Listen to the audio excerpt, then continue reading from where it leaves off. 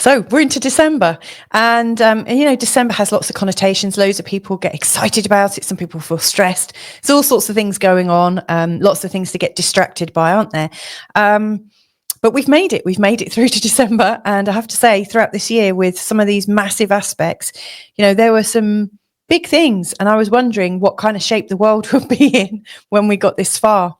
I see December 2024 as a bit of a platform that we're going to rest at for a while. It's not to say there's not going to be any action. There is definitely going to be action in December, but I think this is a big summing up period, really big summing up period. We're in the middle of some huge long-term aspects for starters. So for instance, one of the things that has really typified the astrology this year has been the infrequent square between Saturn and Jupiter. It happens every 9 years approximately, and this one is really taking place over I think a space of 10 or 11 months. Started mid-summer, and we had one exact square. Now we're about to have our second exact square in the month of December, and we will have another square in 2025, and then it will kind of ease off. Now this creates some really big contrasts in the way that we are governed and the way that we govern ourselves. It brings up lots to do with responsibility, personal responsibility, as opposed to state responsibility, all sorts of different things. We've also got Mars and Pluto in an opposition. And again, this aspect can be done and dusted in like under 2 weeks. But for us, no, we're going through it from it really started coming in around October. It's going to be with us until really the end of April, the beginning of May, so and again, there's going to be 3 exact oppositions. So, we like right now, the energy of Mars and Pluto are pretty fraught, and they obviously bring up lots of very strong physical archetypes, loads. We've also got a very long and slow, drawn out, long and slow, it's well over a month and a half, an opposition between Jupiter and Mercury, bringing loads and loads of intel and ideas up into our minds, overstimulating us. It's kind of almost blowing our minds a little bit. It feels like we're overstimulated and we can't quite cope with the sort of sheer scale of information right now. So there are 3 sort of longer term aspects than we would usually experience that are all kind of stressing us right now. We just had Pluto change signs, which I think is a relief for many people, and it's bringing in a period of change. So there's lots of endings coming up. Lots of slow moving planets are about to move into other signs throughout 2026. And, with those endings are going to come some new beginnings. There is a stirring. And I think, our unconscious minds are really picking up on it and like feeling the sort of anxiety of what might come up. And I think many of us are also feeling into the excitement of it as well. So, it's not all bad. And sometimes these really harsh times can move us forward exponentially, really, really fast. So December then, there's a lot of big things. And in this video, what I'm going to do is explore in the first part, the sort of astrological patterns, what's significant about them, what's different about them this month. So if you're a budding astrologer, or like a really good astrologer or a hobbyist or whatever, if you've got some astrological intel, this will be quite interesting for you, I think, sort of analyzing the data and understanding how everything's fitting together. I think we can then apply it to our own lives. In the second part, I'm really going into forecast mode. Now, I'm not going to do it on a sign by sign basis, but I'm doing it on a week by week basis. So week 1, what's happening? What's the overall theme? What are we learning? Week 2, week 3, week 4. So hopefully that will give you a really sort of comprehensive heads up of what we're looking out for and what not. And there's some very big activity from the Great Attractor as well. So I don't want to miss that one out. So the Great Attractor, this anomaly in space, this huge sort of gravitational sort of pull that is pulling all of the local space into it. It's like this really strong pull that we can't quite resist. It's like this irresistible kind of strong energy. And yeah, it just so happens that we've got a Mercury cazimi, the last one of the year, which brings in this kind of stroke of genius, this opportunity for us to kind of light up and suddenly find our answers to things. Well, yeah, it's exactly on the great attractor. And the great attractor point is exactly in the midpoint between the new moon on Sunday, in Sagittarius, and also where Mercury went retrograde. So this is a very, very sensitive spot, and there's loads going on around it. So yeah, some big patterns to explore. So I'm going to get started in a minute, but just before I bring up the first slide, just want to welcome you. If you are new to this channel, my name's Louisa Munson. I like to go deep. So if you like that, welcome aboard. If you don't, you might find me a bit tedious, and I'm fine with that, and hopefully you are as well. The whole purpose of this is to help you use astrology, get excited by astrology, to find freedom, greater clarity, a bit of space for yourself. I really advocate that we're much better humans. We're much more healthy in ourselves when we feel like we've got a bit of space. That we can think things through for ourselves and really get to the core of what we're about. And that's how I use astrology. If you've been here before, welcome back. We've been on quite a journey this year, haven't we? And I'm looking forward to many more astrological adventures with you. So let's get cracking. First slide is just a real big thank you to everybody that contributes to this channel, because you make a huge difference to my life. You send me so many little bits of encouragement, which I really, really appreciate, totally appreciate. You absolutely make a difference, and you make a difference to everyone as well. So you're making it possible for this to continue. Thank you so very much. Let's have a look. So what is coming up then for this month ahead? So I have broken the weeks down and put in a few keywords right from word go, just to give you a kind of heads up. So yes, we've got 2 new moons, one on the 1st of December, one on the 30th of December. If you've got any planets around 9 degrees, the number 9 is one of the hotspot numbers for this month ahead. So we've got the new moon in Sagittarius on the 1st at 9 degrees in the sign of Sagittarius. And then on the 30th of December, we've got the new moon in Capricorn at 9 degrees in the sign of Capricorn. So in between 9 and 10 degrees, that's a real activation point. I've actually got planets on both. So, this is going to be a month that really moves me. So check out your charts. If you know how to check out your charts, check out, have you got anything, say, maybe between 8 and 11 degrees of Sagittarius and Capricorn, or the opposite signs, which would be Gemini and Cancer. You could even go into the square signs, which would be, hang on. So we got Sagittarius, Pisces, Gemini, and Virgo. And we've also got Capricorn, Aries, Cancer, and Libra. So if you've got 9 degrees around those, they're all going to get sort of activated by these new moons. So this is a moving month for sure. We do have I do have some other resources. So there's some other resources that you can use as well if you find this interesting. So for instance, if you're fascinated by the idea of Mercury cazimi, then I did make a cazimi video earlier this year where I looked at all 6 cazimis and kind of put them into a bit of a daisy chain and gave a forecast according to your sun sign or your ascendant sign. So there's a little bit more wisdom around that. So if that's useful, check that out. I have also got a video called the Jupiter-Saturn squares.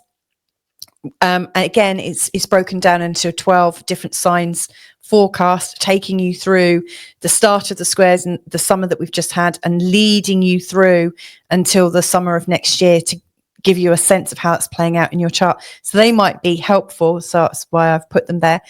But in this, I would say the stressful weeks, as we're looking ahead, would be the first week.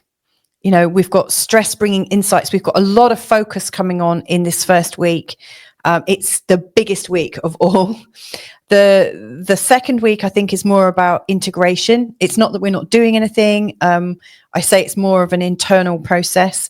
I really think hope is something that's important for us in week 3. At the start of week 3, we've got the full moon in Gemini, which is absolutely bringing in some of the biggest contrasting aspects. So it might feel like there's some darkness going on around that time, but there's a lot of hope around there as well. I think it's going to really move us. And then I think really at the last week of December, things like we're feeling pressured to get moving on things. It really feels it's time to act. So there's a lot going on. I've also broken it down into, and I will be like talking about this in a bit more detail, but for instance, you know, normally I maybe pick 3 times in a month that seem to really catch my eye. But this month, there are lots of little pairs of days or groups of days that are really, really intense. So, you know, if you're curious to write those down, I would get the diary out now. The 1st to the 4th of December is really, really like hot. And then the 6th to the 7th, I mean, I really could have just said that the 1st to the 7th, like the whole of week 1 is intense and insane. You know, it is big. You know, there's a lot going on there, you know, from the new moon and its position with Jupiter, Saturn, you know, that square and the sun and the moon, that's a really, really strong aspect. Around the 6th and the 7th, Mars goes retrograde. Mercury has the Cazimi. Venus goes into Aquarius. So we've got a sign change. Venus is in a conjunction to Pluto. That's really strong and bringing up a lot of intense emotions. And Jupiter, Saturn, Sun, and Mercury are all working together. I think we've also got, is it Neptune going direct on the 7th as well, which I haven't put in. On the 20th and the 21st of December, we've got a grand cross involving Jupiter, Saturn, Mercury, and the moon. So can you see there's this ongoing pattern? Jupiter, Saturn, Sun, Moon, Jupiter, Saturn, Sun, Mercury, Jupiter, Saturn, Mercury, Moon. And, you know, there's a season change. I've written that down wrong. I've missed some details. There you go. That goes to show just how intense this month ahead is. 24th to the 27th, we've got, here we go. We've got Jupiter in a square to Saturn. We've got the last opposition between Mercury and Jupiter, a square between Mercury and Saturn, and we've, yeah, and that's it. And then the 30th to the 31st, we've got the new moon in Capricorn, and we've also got Mercury in a trine to Chiron. So these are really, really big times with big aspects. So as you can see in this, where's my mouse gone? You know, this Jupiter, Saturn, Sun, Moon, it's a theme that is ongoing, is coming up each week, and it's changing ever so slightly, but the Jupiter and Saturn base is strong. So understanding the Jupiter and Saturn squares, you know, it's interesting to work out what your Jupiter and Saturn is like in your birth chart. So, you know, for mine are both in a trine. They work quite well together, you know, between playing it safe and growing. So I'm able to get like slow growth or consistent growth. You know, the Jupiter and Saturn in a square really shows stilted growth, you know, where it, you know, we don't know if we're zooming off ahead or if we're really holding the fort. And in many ways, we're doing both at the same time. And it's really hard to get started. You know, we can't quite get in gear, if that makes sense. And it just feels like there's this intense rivalry between two very strong styles of managing, two very strong leadership styles. So you might be leading yourself. It's almost like you've got you know, an angel and a devil on your shoulders, both advising you, and you don't know quite how to navigate things. And of course, I don't want to assume which one's the devil and which one's, you know, which one's the angel, because, you know, both Jupiter and Saturn have positive and negative sides. You know, every planet has 2 coins.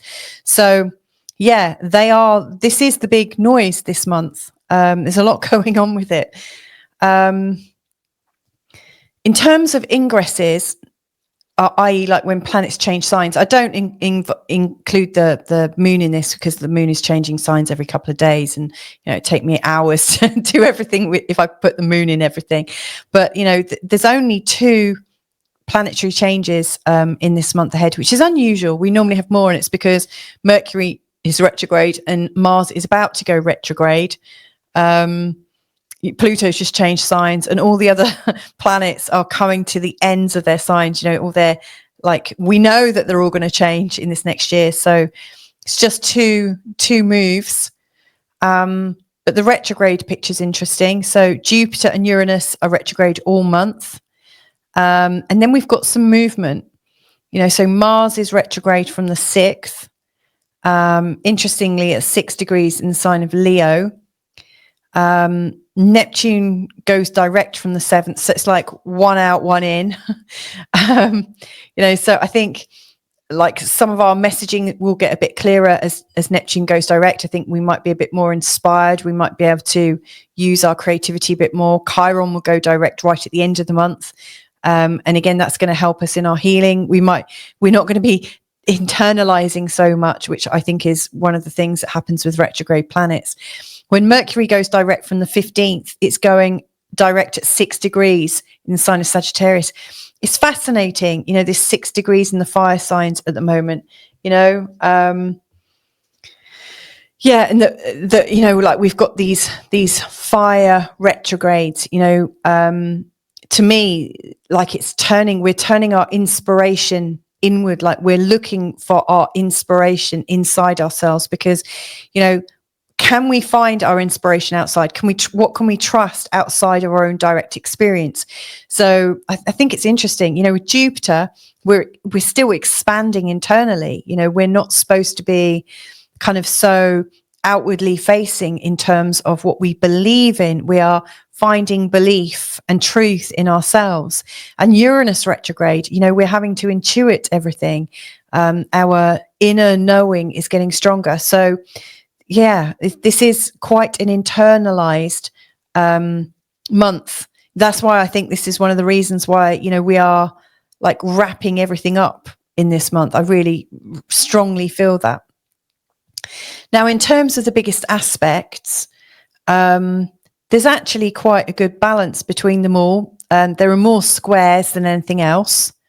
And there's more oppositions and squares than there are conjunctions and trines. So I haven't included sextiles and I haven't included semi-squares because I just wanted to go with the main, the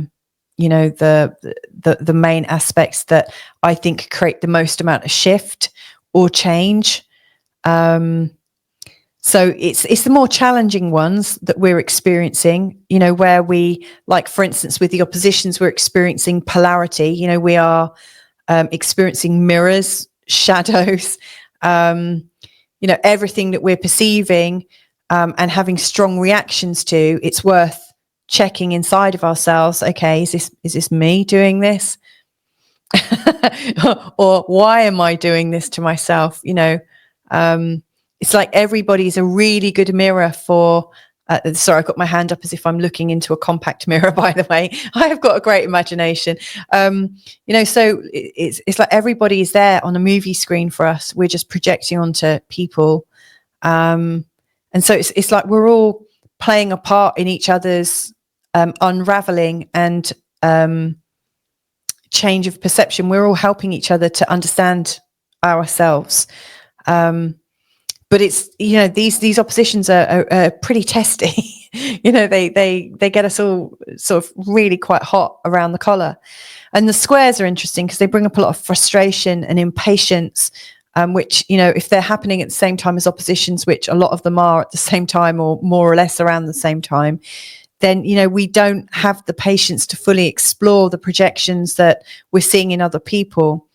We're more likely to go off the deep end rather than hang around and really understand what's going on. So it's interesting. One of the things I noticed is there's this really strong sort of 14-degree thing going on, in particular in the mutable signs. So The Mercury cazimi is at 14 degrees Sagittarius. That's where the great attractor is. We've got a Venus Jupiter trine. That's at 14 degrees in the sign of Aquarius and Gemini. So Gemini being a mutable sign, Sagittarius being a mutable sign. We've also got Jupiter and Saturn in their exact square at 14 degrees across Gemini and Pisces. And then we've got a Mercury square between Mercury and Saturn at 14 degrees between Sagittarius and Pisces. So to me, it feels like, you know, the Mercury cazimi as well. It's not just Mercury, it's the Mercury and the Sun at 14 degrees. So 14 degrees in the mutable signs is really, really interesting. And so later on, I'm examining, it might be in the next slide or it might be in a few down the road, but I'm going to have a look at the Sabian symbols for 14 degrees Sagittarius, 14 degrees Pisces, and 14 degrees Gemini, because that's where the main T-square is. I really want to understand how they're all working together and where we might find some relief. If you don't know what Sabian symbols are, and I only really learnt about them this year, they are a collection of symbols. There's 360 of them, they represent every single degree of a circle. And so every degree of the zodiac is assigned a particular symbol, and they've been channeled. I use the Sabian symbols from Linda Hill. She's got an amazing website, and I've referred to it a lot this year. And I've got a couple of interviews or chats, conversations with her in the back catalogue. So check them out if you're interested.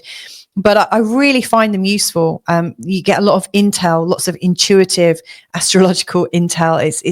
It's a real gift, I think, to astrology. It really kind of takes it up a level, gives you an extra toolkit to use in terms of your interpretation. So I am going to have a look at that 14 degree point, because, yeah, I'm really keen to see what we're learning here, like what is going on.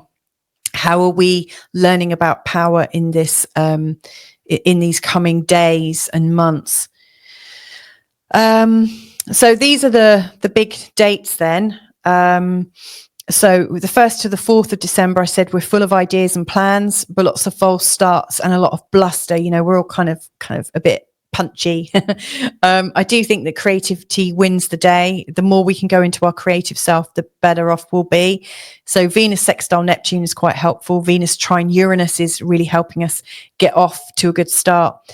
We've also got the new moon in Sagittarius. Mercury in a trine to Chiron is quite healing. So again, loads of ideas. But I do think Mercury in an opposition to Jupiter and Sun in a square to Saturn is kind of holding us back a little bit and creating a jarring effect. And that's a lot to go through between the 1st and the 4th of December. So that's a really sort of busy time. The 6th to the 7th of December is also really strong, slightly for different reasons. There's a lot of mixed energy, lots of really strong desires. For instance, we've got the Mercury cazimi, which I said is in a conjunction with the great attractor, which is absolutely about pivot points. And it brings a real sort of strong sort of redirection in terms of our fate, or like what we know to be true. It's really bringing a cosmic element in. So again, we might be having these very deep cosmic insights around that time. Mars is going retrograde, and so our energy is mixed. We might not feel quite so vigorous. We might turn our energy inside and think more about how we can manage our energy rather than expend it. Then we got Mercury in a square to Saturn. Later on, Sun in an opposition to Jupiter. But we've also got Venus into Aquarius and Venus conjunct Pluto. So again, some real like strong, passionate energies as well. So I do think there's some mixed emotions, but it's very, very sort of intense 2 days there. Then we've got on the 20th and the 21st of December, I think the start of a prosperous new season. Venus trine Jupiter on the 20th is divine. It's my birthday on that day as well. So I'm kind of excited, because like the astrology of our birthday is very helpful to know in terms of understanding your year ahead. So Venus trine Jupiter is a lovely energy.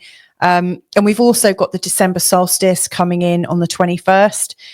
As the sun goes into the sign of Capricorn. So, I think it's about, prosperousness as we're starting the new season. There's a nice kind of feeling just before Christmas. And then between Christmas and New Year, like the 24th to the 27th, I think there's some really strong underlying tensions. And this is when Jupiter square Saturn, Mercury opposite Jupiter, and Mercury square Saturn really come into their own in quite a strong way, where I think people are going to be very strong-willed. I do think they're going to want power over each other and probably not find it very easy. If you're in a very sort of rigorous and strong family and you feel like the odd one out, it could be a bit difficult. I think it's important to have some ways of communicating.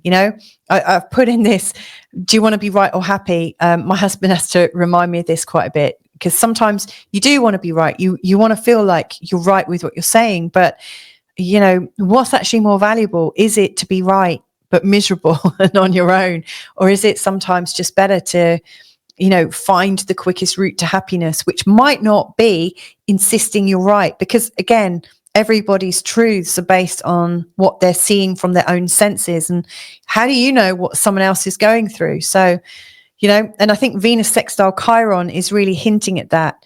We do have a choice. We've always got a choice how we choose to be. We don't have to be stuck in rightness so much that we isolate ourselves and disconnect, unless that's going to make you happy. And again, that's your choice. But that's the thing to, I think, appreciate, is we always have the choice about where we go with that. And then the 30th to 31st of December, this is when I'm really starting to feel the release, which I love. We've got the new moon in Capricorn on the 30th. We've got Chiron going direct, actually, I think on the 29th, the day before that, if I'm not mistaken. And we've also got Mercury in a trine to Chiron. So there is this feeling of a new start and a new release. So it's very intense, and it slowly kind of works its way out with a bit of an intense shot of energy around Christmas and Boxing Day.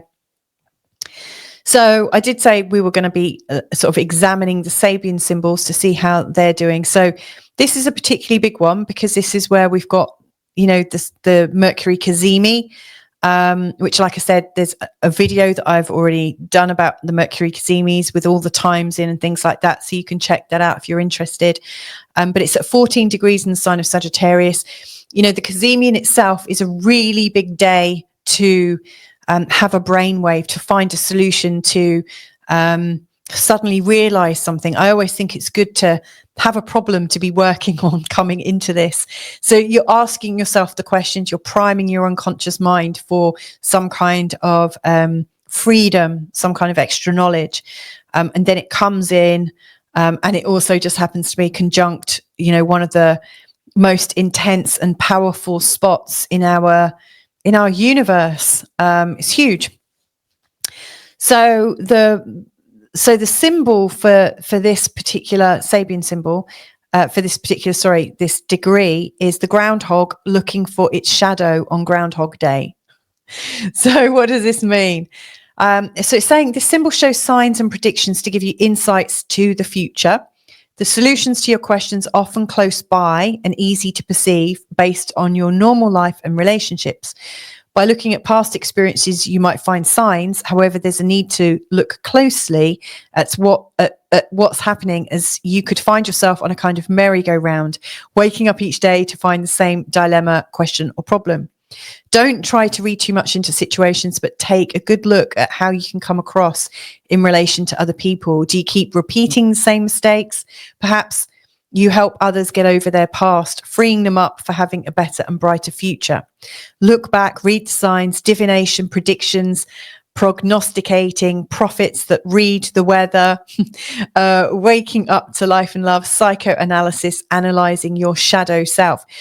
So it's interesting, this Mercury Cazimi is, I think, hugely divinatory. It's hugely prophetic, and it will be pulling. It will be having the ideas and the energy of the Great Attractor, which, like I said, is strong, impulsive, It feels irrational. It feels kind of like it's under your skin, like you can't quite get out of it. It's very sort of magnetic, attractive kind of energy. So I think we could get some very, very deep predictions, some very deep and strong mind waves, some flashes of insight around that time. That could actually stop you going around and round in circles. So maybe coming up to the Mercury Cazimi, it might be useful to hold the intention that you're going to get full and final relief on something. You know, if there's something you've gone around and around. As I was reading that out, I was thinking, oh, I can think of something that I go round and round in circles with that I want to correct or get some clarity on. So, you know, have a think about what you would like and hold on to it for that particular day. So the opposite is where Jupiter is in the sign of Gemini. And I love this because I absolutely love Dutch people. I've met loads and hung around loads. They're very straight talking, brilliant. So this is called Two Dutch Children Talking and Studying Their Lessons Together. This is perfect for Christmas, by the way. This symbol shows that you should be able to feel relaxed and comfortable with friends and able to speak your own truth. There's a need for clarity and for those of like mind to communicate spontaneously and creative ideas with each other. Feeling cut off and isolated because your beliefs or language are different from other people can propel you to finding those you can share your thoughts or your studies with. There is usually, or should be, at least one person around you who you can give your advice or lend you an ear when you need to express yourself in your own unique way to someone who understands. Sharing innocent and carefree thoughts and ideals, exchanging views with like-minded individuals, finding a soulmate, chit-chatting about everyday life, talking for hours. Underneath it all, in the bit where it can go a bit wobbly, like where the energy might be kind of tipped the other way, it's saying failing to communicate, taking an unsophisticated viewpoint, excluding others as not worthy, societal or racial prejudice, hearing voices that don't make sense. It's interesting because Jupiter and Mercury are going to be in opposition, both in signs, I think, that have a lot to do with information, like Gemini's more facts and rational and popular, and Sagittarius is a bit more philosophical, deep, bigger picture. But they're still looking at different informations. You know, Mercury is a deliverer of information, and he goes between the gods and the humans to deliver messages. So, and he's quick. Jupiter is kind of about well-being with messages, and he's wanting you to expand. So there's an overabundance of sort of information. And isn't it interesting that on the one hand, we could have a real big waking up moment with this great attractor Mercury Cazimi, so that we can get out of our Groundhog Day. And at the same time, we're also sort of challenged to find a way to relate to people, to not be so in depth, to not like have these great big brain waves, but to be able to actually explain what's going on with people around us who we might feel equal to. In fact, it's encouraging you to find people or find a way to connect with people.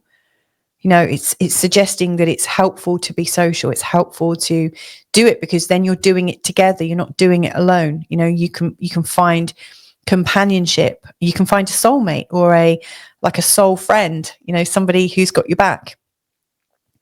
So then we've also got Saturn that's nestled in between at the sort of fulcrum point of this T-square. And it's at 14 degrees in the sign of Pisces. And this really kind of makes me feel a little bit, when I saw that title, I thought, oh, that doesn't sound very fun. It says an officer drilling his men in a simulated attack. This shows being well rehearsed, prepared, and ready for anything that life throws at you, which I think is actually quite good advice. When you're well rehearsed, you're able to spring to attention when situations warrant it.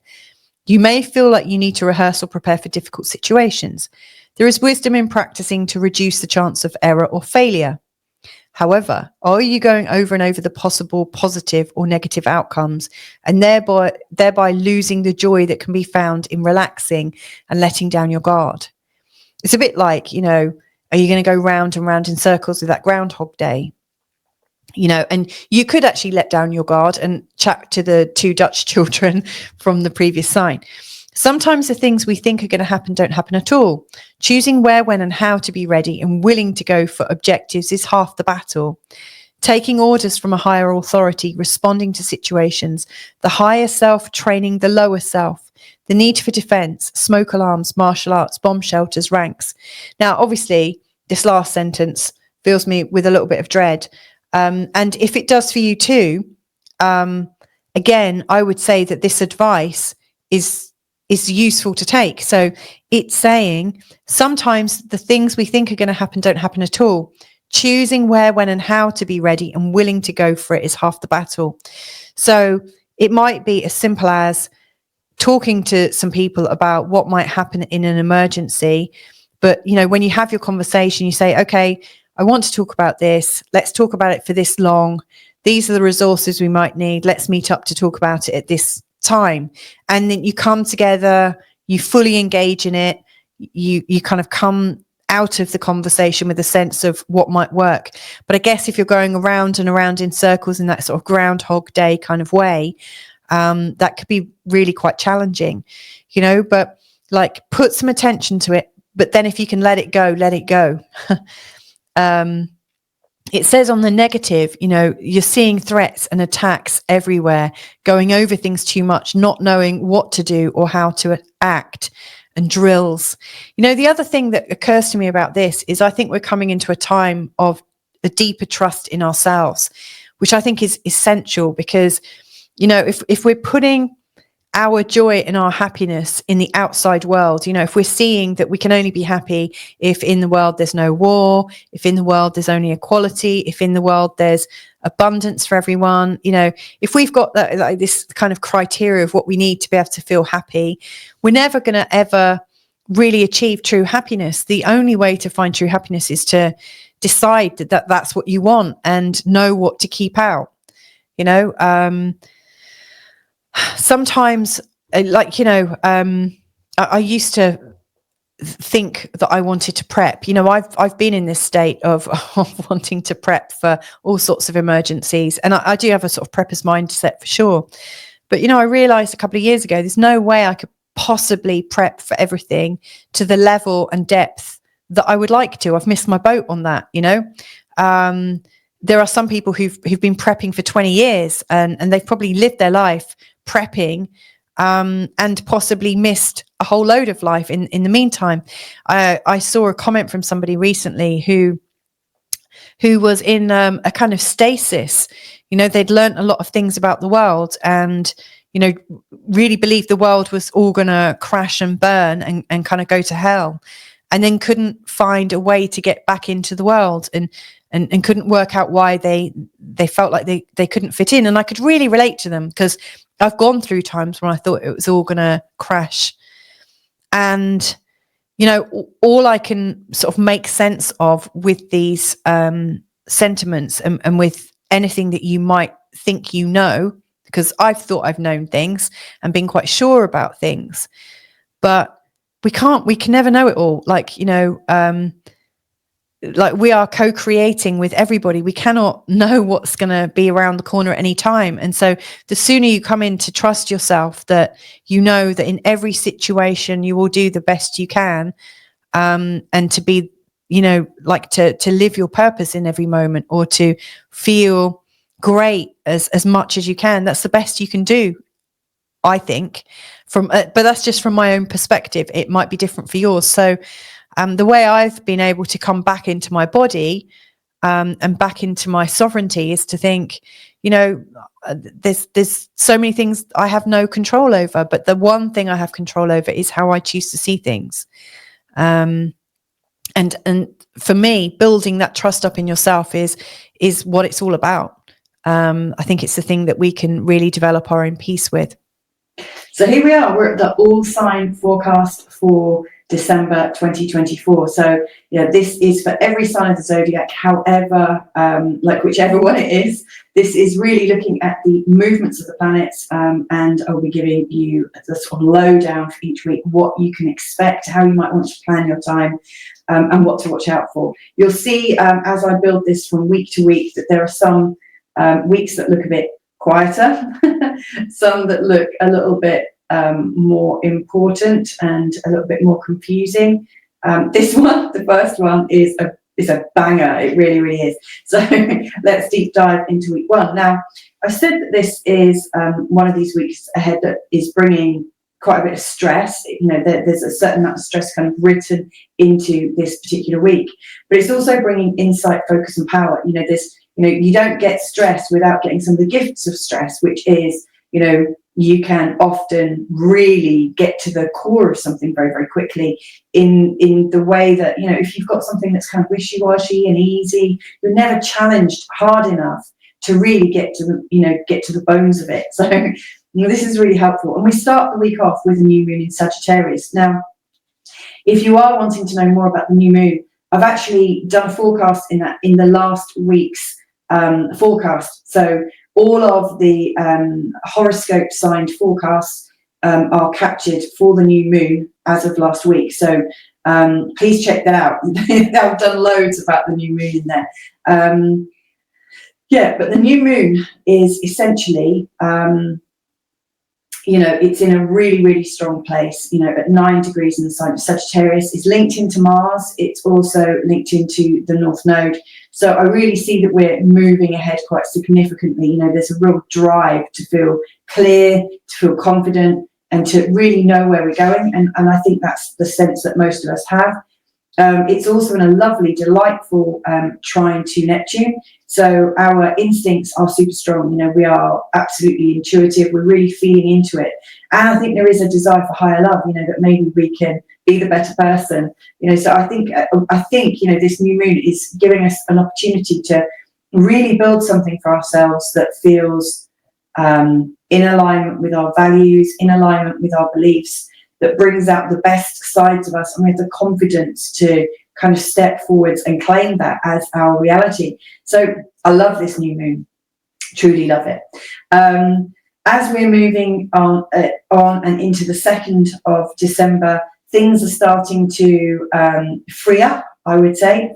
You know, Mercury is in a lovely trine to Chiron, an exact trine to Chiron, and Venus is also in an exact trine to Uranus. Now, yeah, I'll be honest, they're already in a trine to Chiron and Uranus respectively, and they will be in a trine to Chiron and Uranus for the rest of the week as well. But it's exact at this time, and so this is really bringing a very clear and sharp focus in terms of what we're healing from, maybe about what we need to do in terms of our health, and it's really giving us, I think, a spontaneous look at our relationships. So I think we can really get something, you know, from hanging out with our bestie or being open to meeting somebody new during this time. I think anything new and innovative that we're doing that is connecting us to other people is really helpful. You know, it's moving us forwards on our journey. Now, as we're coming into the 4th is a massive day. And the big thing to watch out for on the 4th is this ongoing Mercury and Jupiter opposition. So it's been ongoing since it started in November. You know, it is bringing up this. It's bringing up this sense of confusion. There's too much information. There's a lot of different alternatives that you might be provided with, and you might be trying to kind of cut through the thickness of it and try to really clarify it. There's also the Sun in an exact square to Saturn on that day, which I think is quite possibly our negative talk. So, you know, you might be snowed under with all this extra information that you're trying to work through, and at the same time telling yourself off for not being able to be responsible, not being able to know what to do next. And, you know, so you've got to really watch how you're talking to yourself on the 4th.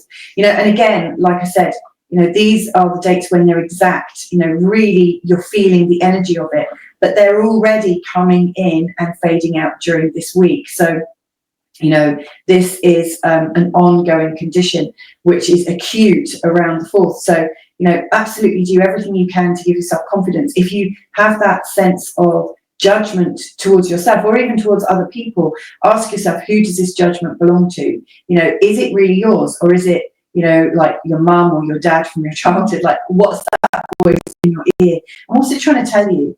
You know, like if you're trying to judge yourself or judge another person, what's really going on underneath it? Is it fear of losing control? Is it, fear that you're not good enough? However you're lashing out, I would say really examine that, take a moment and recognize actually that when you dig underneath it, it's probably something completely different. It may well have to do with impatience, a feeling of impatience.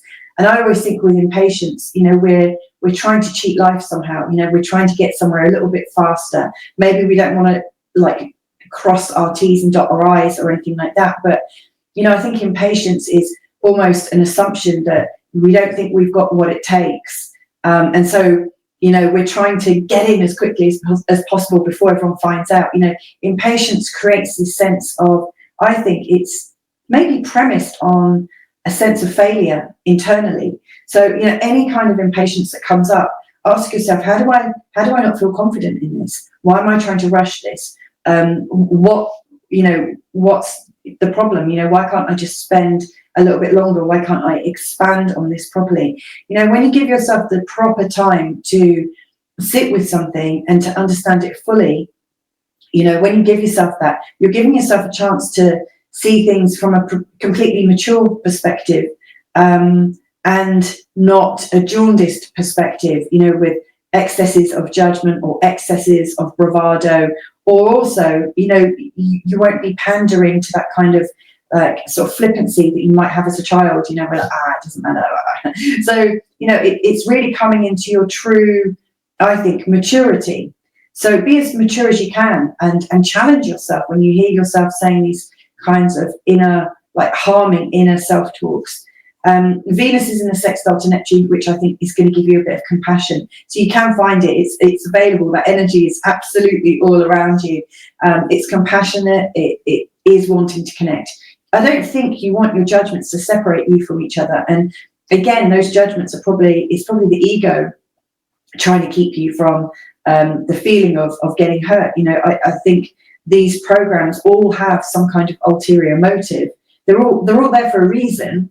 And it's just that reason is probably outdated. You may well have developed judgment around things, to do with how safe you are, or how you can protect yourself from a hurt of being viewed as stupid or viewed as this, that, and the other. And I think that really can give birth to a cynical, skeptical personality. I've definitely been there and still am cynical, very cynical at times. But the Venus sextile Neptune is really asking you to be in a place of forgiveness and a space of openness and a space to expect a turnaround. But I guess, it ultimately lies with you. Are you ready to make yourself vulnerable for a potential turnaround in a situation? Or, is your sort of egoic, fear-based patterns the things that are going to hold you in place?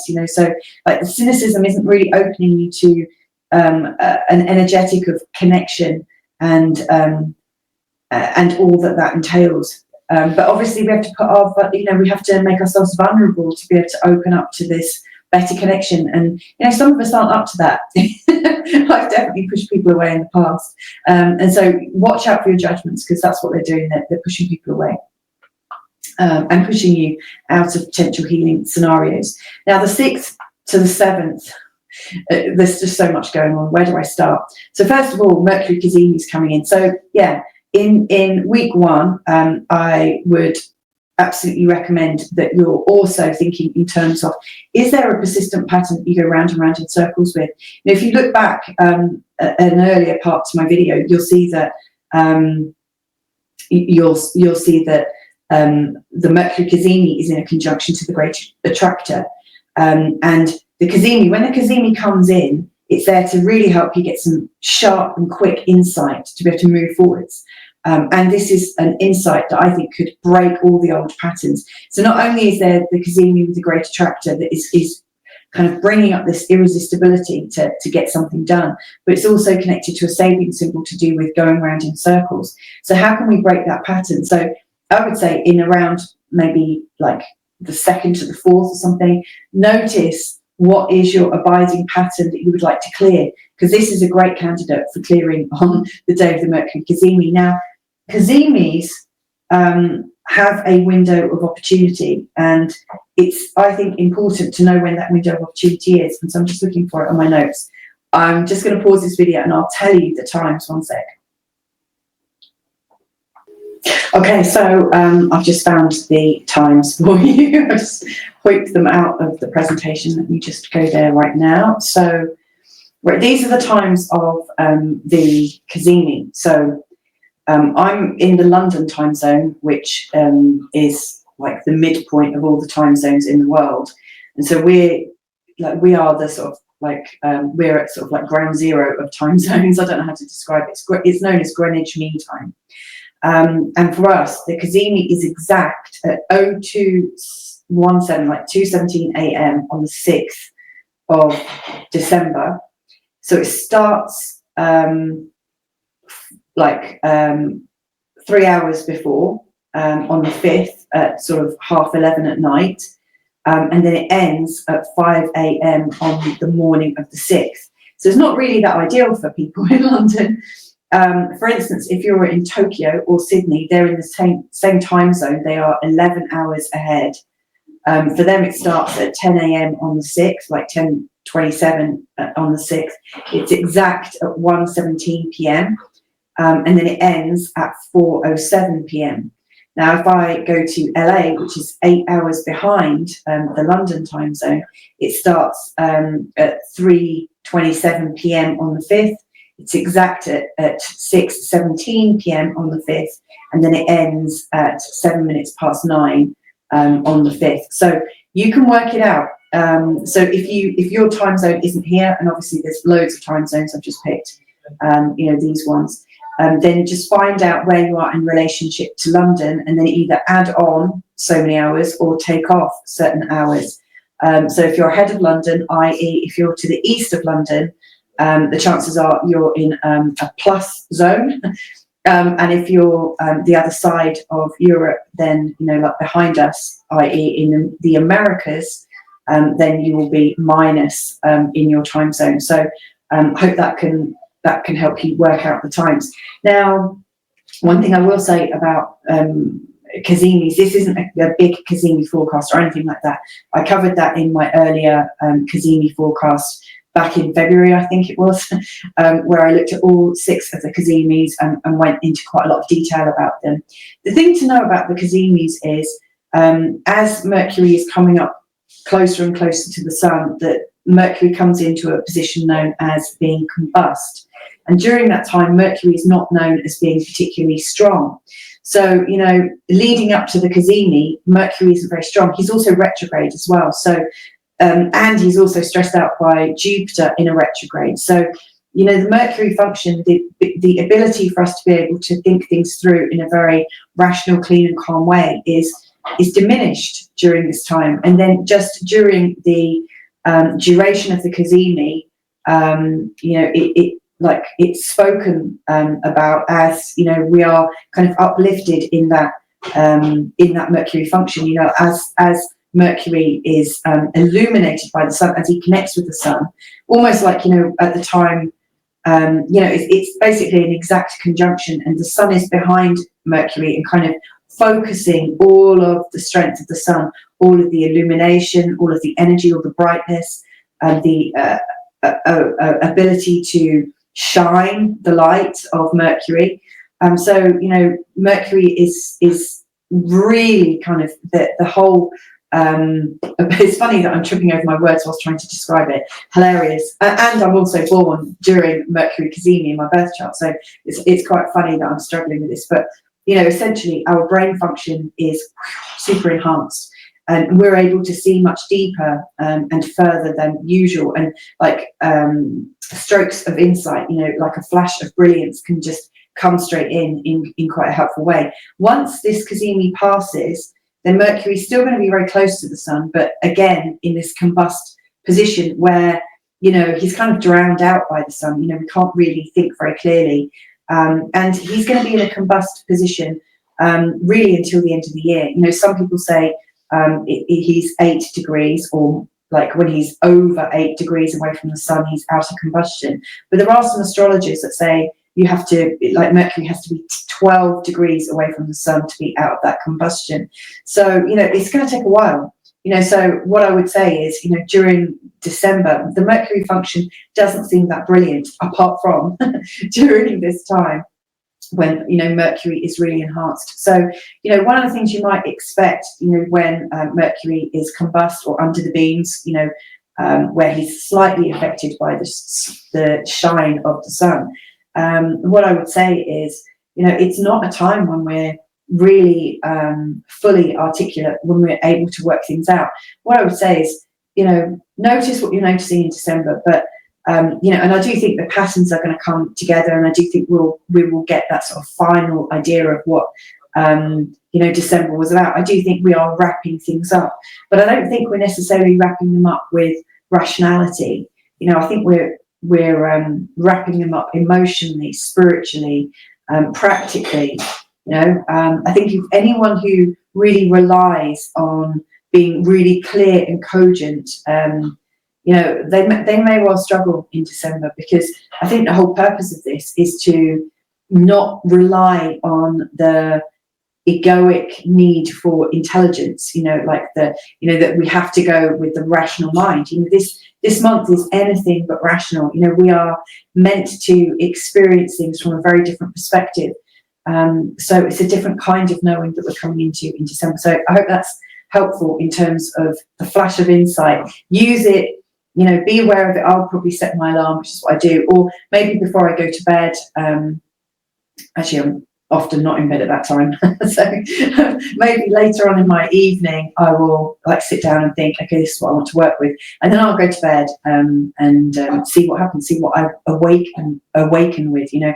Am I clear, or does something extra come out? Do I wake up with a knowing, you know? So that's that. Anyway, let's move on. So that was taking us pretty much to the end of December, week 1, but there are a couple of other things happening on that day that are also important. So we have got Mercury in a square to Saturn. You know, during that time, you know, Mercury square Saturn is, I think, almost like an additional assault on our rationality, on our ability to function. You know, to me, it feels like there are outside pressures saying, think clearly, you should be able to get this. You're a bit, you know, if you can't work this out, you're a bit thick, you know. So any kind of areas where you've had struggles intellectually, or, you know, if you believe you're not capable, this could be a time when we really doubt ourselves. You know, Mars is also going retrograde on the same day that Mercury is going into the Cazimi, and just, you know, before Mercury is exactly in that square with Saturn. Mars retrograde, you know, then we've got internal feelings and energy. You know, if you think of Mars is a planet that shows us our vitality, and how we can defend ourselves if needed, but also how we can live quite assertively. And so when Mars goes retrograde, really what I notice is we are strengthening ourselves in different ways. So it's interesting, again, you know, I'm saying the Mercury function is not strong, and we need to develop inner powers to understand ourselves. With Mars retrograde, you know, our strength isn't at its fullest, and so we're needing to find other ways of being strong and resourcing ourselves. So you might, instead of like going for a jog, if you do, or anything that's like super active, you might choose instead to work on flexibility, or like breathing, breath work, just eating a bit, you know, a bit more consciously, or, you know, instead of going out for a power walk in the mornings, you might choose to get up and be in the natural light, and see, like, let your eyes observe the changes in the blue light and the yellow light as the light changes during the early morning, or maybe doing that, you know, as the light is changing in the evening, because those things will be working with your inner chemicals that your eyes are able to adjust to. So, you know, I'm sat here with fake lighting, obviously. I'm not in natural light, but the natural light is what really gets our hormones working and everything sort of going off at the right time in the right way. So, you know, there are other ways to be strong other than just getting to the gym. Not that there's anything wrong with that. Thank you, Nina and Henry, for all the things you do with, sorry, private message to people that watch. But, you know, like eating healthily in a way that works for you. there are so many ways to find strength and build strength. And so just as Mars is retrograde, it's time to focus on your inner resources, really, truly. Then on the same day, Venus is going into Aquarius. Venus likes to use the goddess of love and flow and connection. She's absolutely here to help smooth things over for us. Now she's coming into a conjunction with Pluto. This is going to be a very sort of passionate energy. If you think of blending the energy of flow and compassion and empathy with power and control and transformation, there is the possibility for an enduring love, a beautiful love, a really strong, unbreakable bond. Whatever is coming into being around that time is very, very strong, really strong. And it picks up on some of these Aquarian principles, which I spoke about in the Pluto and Aquarius, in all three of the videos I've put out about Pluto and Aquarius. And interestingly, in the Jupiter and Saturn square video that I mentioned earlier in this video, it also talks about the degree of 0 Aquarius. 0 Aquarius is really I think the big degree of this time. Jupiter and Saturn, the last time they came together in a conjunction, which is known as a grand conjunction, and it's setting a whole new kind of beat or a whole new energy for the way we manage ourselves as humans. So it's interesting that as Pluto goes into this degree, finally, for the last time, that Venus and Pluto, their first conjunction they make with him in Aquarius, is at 0 degrees. There could be a big announcement about something, to do with governance, in particular about social issues and governance, in particular about relationship and governance, in particular about gender, given that, Venus is a gender-specific planet. Anything's possible, but I do think we may be hearing news around this time, around the 7th of December, some kind of important news. And then on the 7th as well, we've got the Sun in an opposition to Jupiter. Another sort of big energy, if you think, Jupiter's up here and the Sun would be down here by this point. So the Sun in an opposition to Jupiter is I think, an energy where things can get out of control, where personally, especially if it's in a strong place in your birth chart, you may well feel invincible and not really understand your true strength, your true power. I think with Sun in an opposition to Jupiter, there are some real sort of expansion issues going on, where you might expand too quickly for your personality to be able to keep up. Now, again, Jupiter is retrograde, so this is inner expansion. You might be about to sort of expand in such a deep way that it kind of is a bit too much for you. So that's also very interesting. And then a final thing, on the 7th, Neptune goes direct. So up until this point, Neptune has been retrograde going through Pisces. It's going to go direct.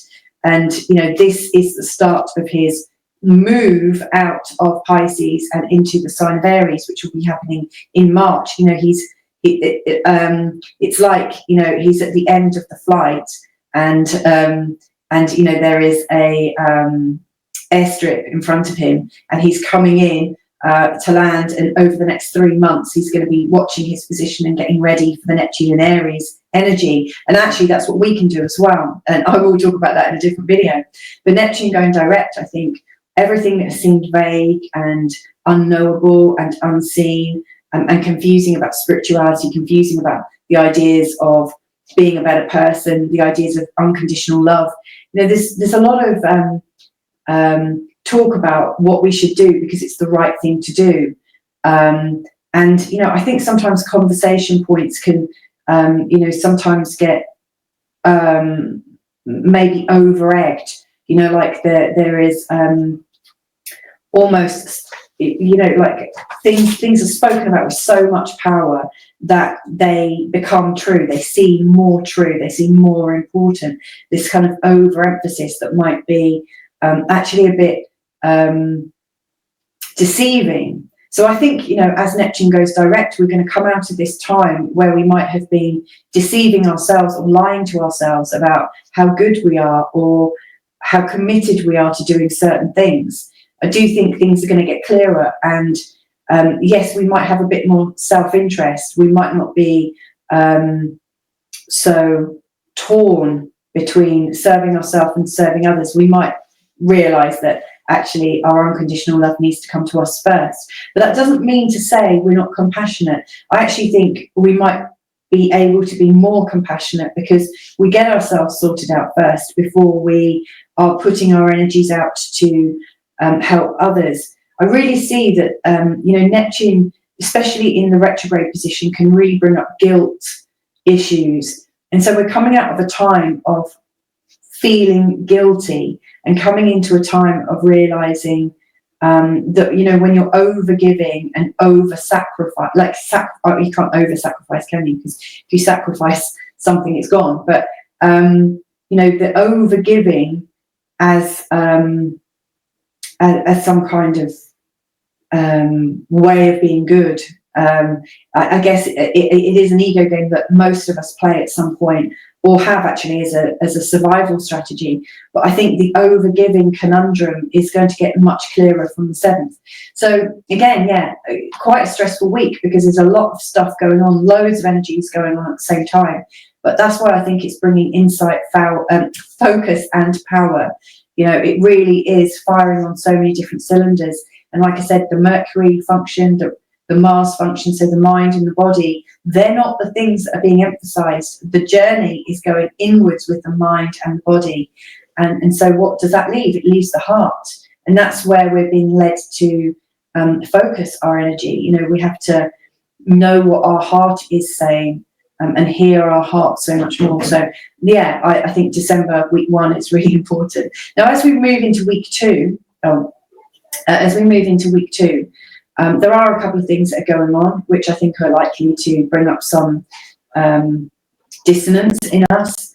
But the position is much clearer. Now, one of the things we've got going on, and I actually am quite fascinated actually by Venus's position at the end of week 1 and week 2. Venus, not only is she in a conjunction with Pluto, but she's also in a conjunction to Ceres. Ceres, Pluto and Venus are all actually at 0 degrees. And so in week 2, Venus is moving into a position of opposition with Mars. That's the big one on the 12th. But, you know, really from the end of week 1, you know, Venus, Ceres and Pluto are already in an opposition with Mars. It's just not as strong. So in week 2, this is really coming on and becoming a lot more obvious. Now, Venus in an opposition to Mars, where it's like the boy in opposition to the girl, the man and the woman. You know, forgive me for using the 2 genders associated with each of those planets. But it doesn't have to be sort of gender-based. It doesn't have to be male, female. It could be just opposites, you know, like the yin to the yang, the left to the right, the black and the white. You know, there are always pairs of polarity. And so we are in, you could say we're in a sort of polarity consciousness. And what we need to work through is, are we focusing on the body, or are we focusing on the heart? Are we focusing on the courage and the thrusting and the thriving? Or are we focusing on the flow and the receptivity? To me, this is the yin and the yang. You know, so we've got the yin side here and the yang side here. So there is this retrograde. So you might find it helpful to understand where you're yangy and outward and thrusting and taking action. And you might also want to work out where you're yinny, where you're receptive, you're in flow. And, you know, yinny people who, and I consider myself to be quite yinny, you know, I've got a lot of water in my chart. And you know, my ascendant's in a water sign as well, and that makes me a lot more receptive, a lot more feminine. So like the femininity, like the idea that the femininity or the less active, less obvious energy is not powerful is really a mistake. You know, there's a lot of depth that can come from being yielding, and also from coming from a place of receptivity and receivership.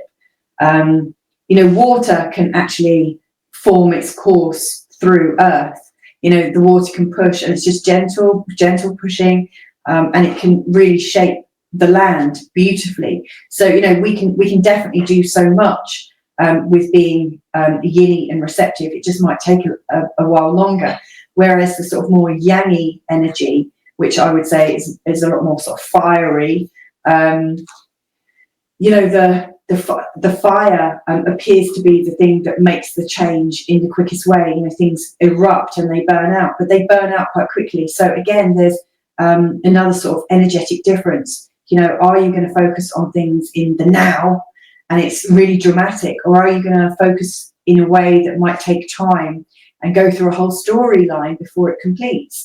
You know, there are different approaches to everything. And obviously, I should say, you know, Venus, Pluto and Ceres are not in a water sign. They are in an air sign. I just used like the word water to represent the idea of yin, or the idea of being feminine, the idea of things being flowing, but they are actually in an air sign.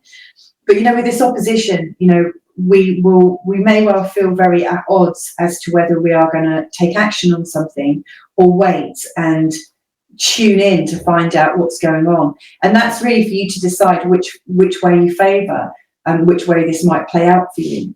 Mars is also retrograde at this point, so even though you might be taking action, it might not be as active as usual. So it might be more like a yin yang chart, you know, where Mars is at like half of his strength.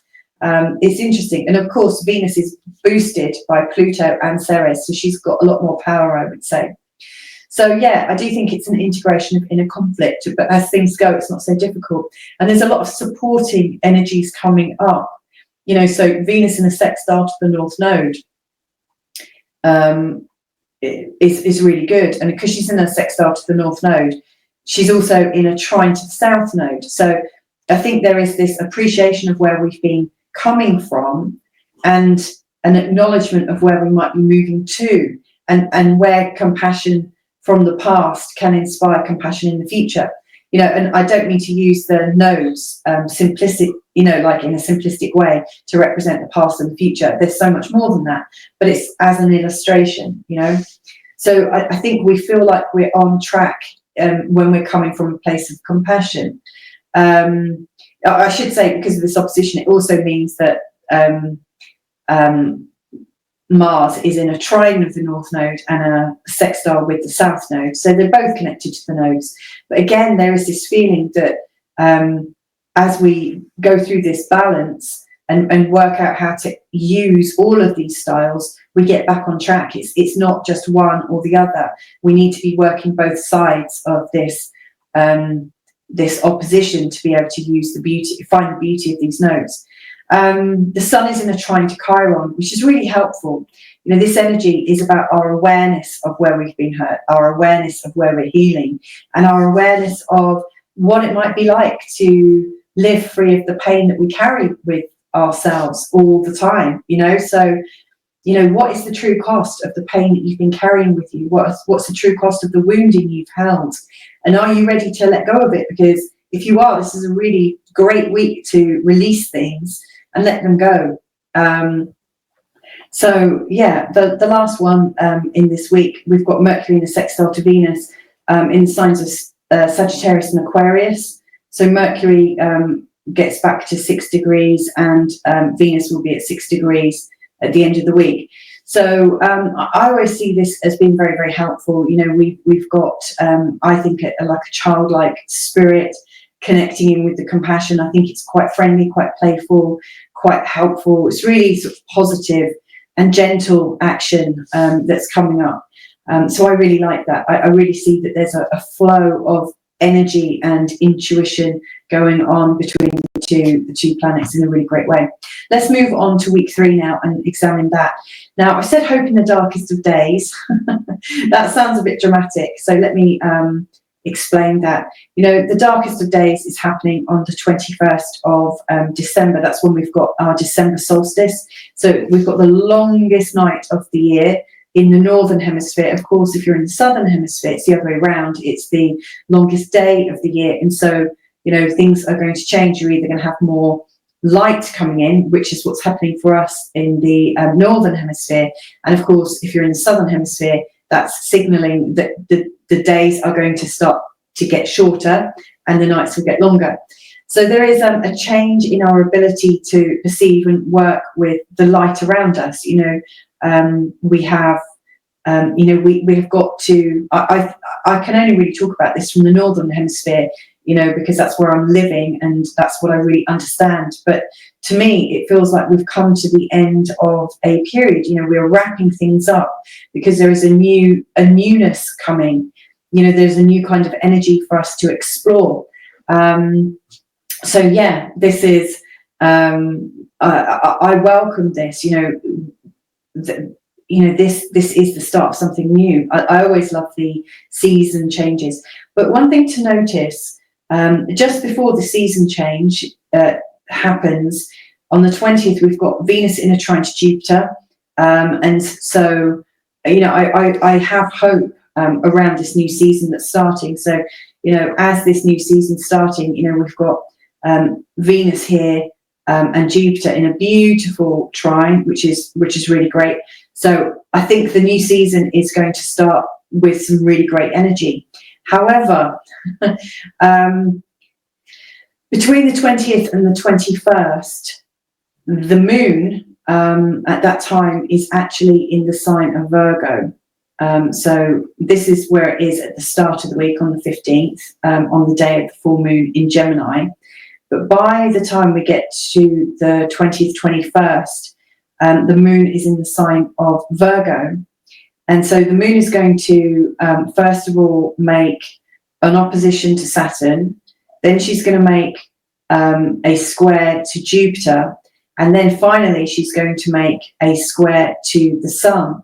But during this time, there is going to be a grand cross involving the moon, the Sun, Saturn, and Jupiter. And this is the highest and hardest expression of Jupiter and Saturn in this whole month ahead. This is really tough.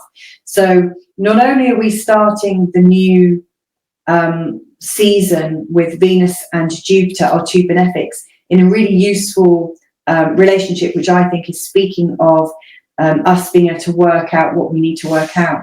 But there is a certain amount of stress behind it. So this new season, yes, there's some hope, there's some optimism, there are definitely resources available to us. And I see the Venus and Jupiter trine very much as being a moment for us to feel like we have strength and faith. Faith is really important. But, the moon and the sun in a square in and of itself is an indication of us feeling caught between our psyche and, I guess our outward personality, like our inner and our outer, our irrational and our rational.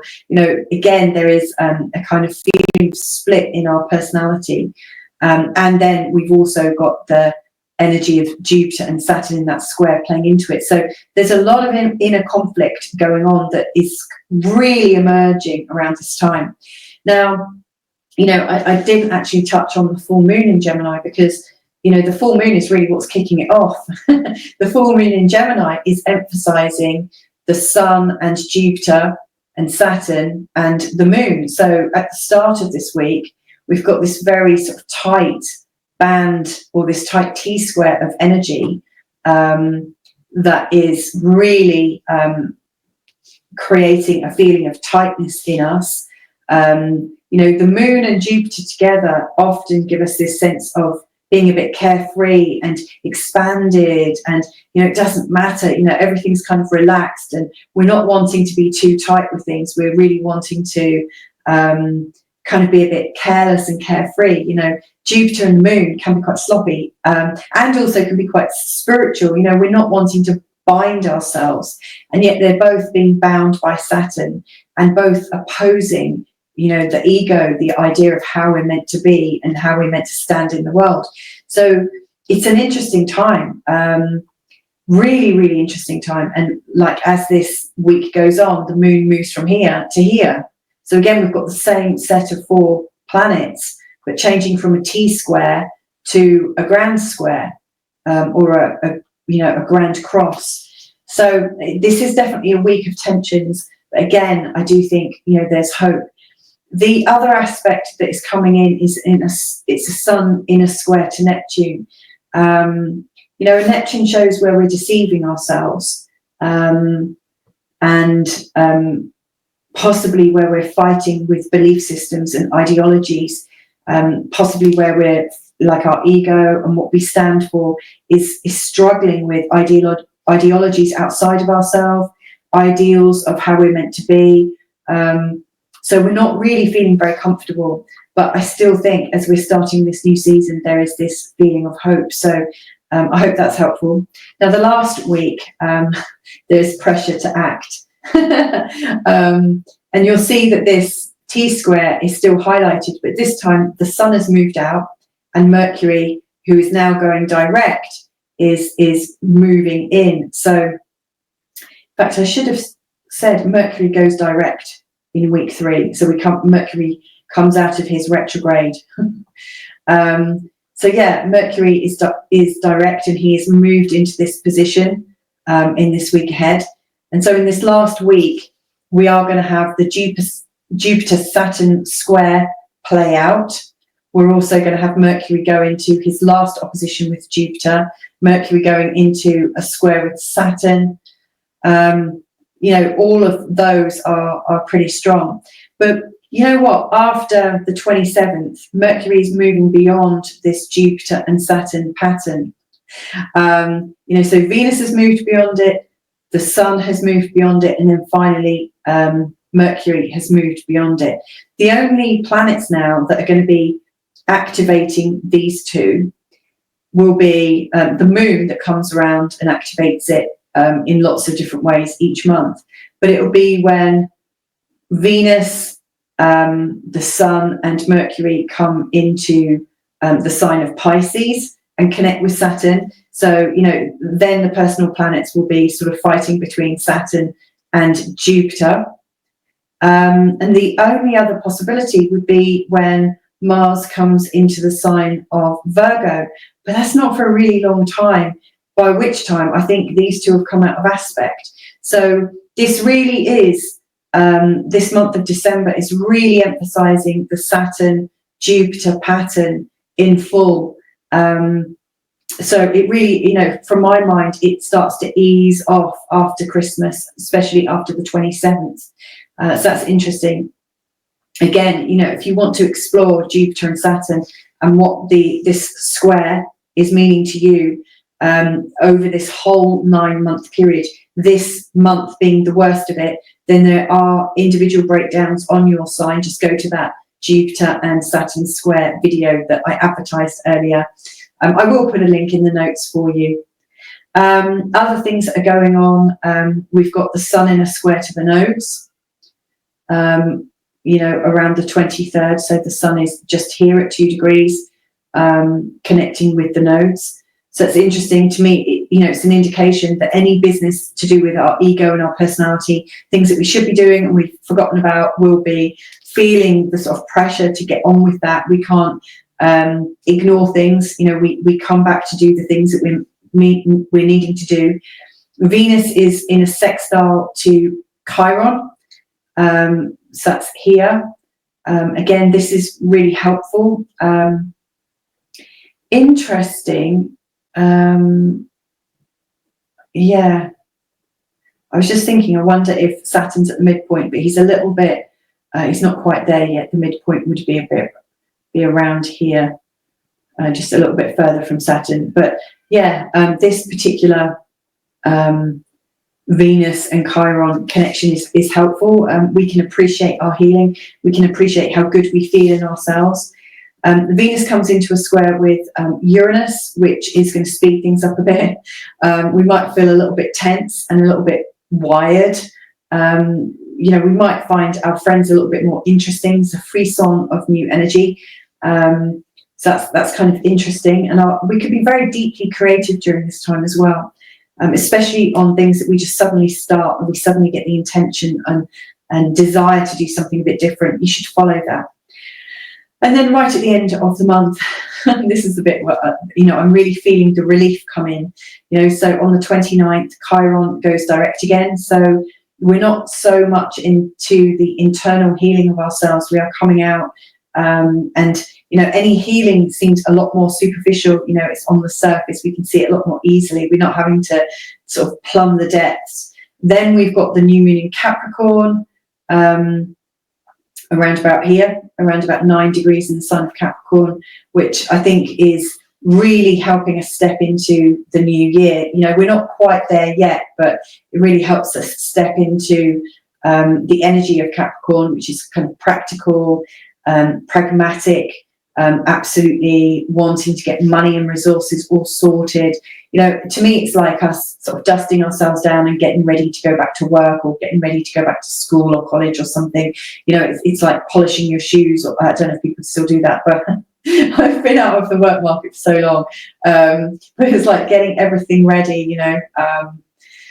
And then on the 31st, Mercury goes into a trine with Chiron. So yeah, you know, with Venus in a sextile to Chiron, Mercury in a trine to Chiron, and Chiron going direct, I think some of the inner trauma that's been going on in this latter part of the year is getting wrapped up. And so that's where I see it, you know, happening in December. I hope this has been helpful for you. I really do see that December is us wrapping up what has happened in this year. And like I said right at the start, I still do weekly forecasts, and obviously I will break this down even further and put in the moon placements and also an individual forecast for each different sign of the zodiac. So yeah, lots and lots going on. So have a fantastic December. I really hope you enjoy it. I really do hope that you get that sense of wrapping things up in a way that's helpful to you. And if I can be of any help, then just get in touch. But anyway, lots of love to you. Have a great season ahead and speak to you all soon. Bye for now.